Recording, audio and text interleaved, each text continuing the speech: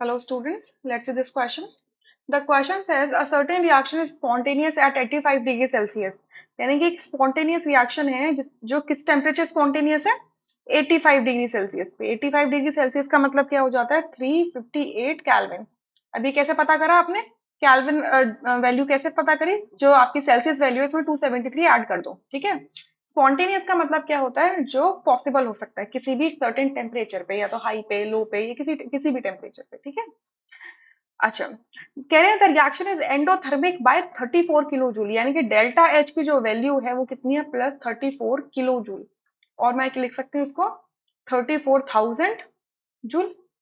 ठीक है, इसका एंडोथर्मिक का मतलब क्या होता है कि जब फाइनल माइनस इनिशियल एनर्जी की वैल्यूज को देखते हो तो आपकी जो प्रोडक्ट की जो एनर्जी है वो ज्यादा आती है। ठीक है, और रिएक्टेंट की एनर्जी क्या होती है, कम होती है।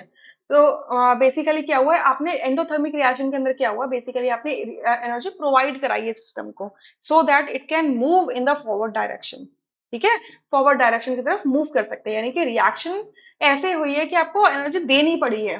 ठीक है, प्रोडक्ट के साथ एनर्जी रिलीज नहीं हुई है, बल्कि प्रोडक्ट ने एनर्जी खुद अब्सॉर्ब करी कर रखी है। ठीक है, कह रहे हैं कि the minimum value for this reaction is अगर ये स्पॉन्टेनियस है तो मिनिमम वैल्यू क्या होगी डेल्टा एस की, यानी कि एंट्रोपी की मिनिमम वैल्यू क्या होगी। अब इन्होंने ये कह दिया कि रिएक्शन स्पॉन्टेनियस है, यानी कि delta G Gibbs free energy की वैल्यू क्या होगी, लेस देन जीरो होगी। ठीक है, जो यूजफुल वर्क है वो डिक्रीज होता जाएगा अगर रिएक्शन स्पॉन्टेनियस है तो।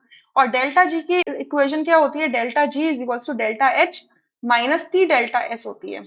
और ये जो रिएक्शन होती है, इक्वेशन होती है sorry, it takes place at constant temperature and pressure. या सो अब हम अगर मुझे डेल्टा एस की वैल्यू निकालनी है तो मैं क्या करूंगी, मैं यहाँ से क्या करने वाली हूँ कि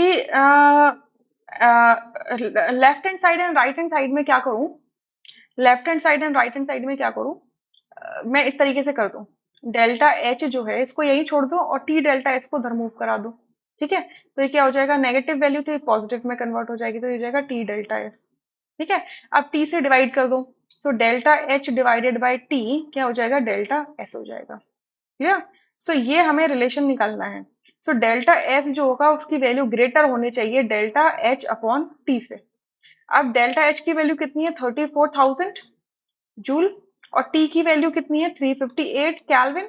तो इसको सॉल्व करेंगे तो क्या आ जाएगा 94.97 जूल पर केल्विन।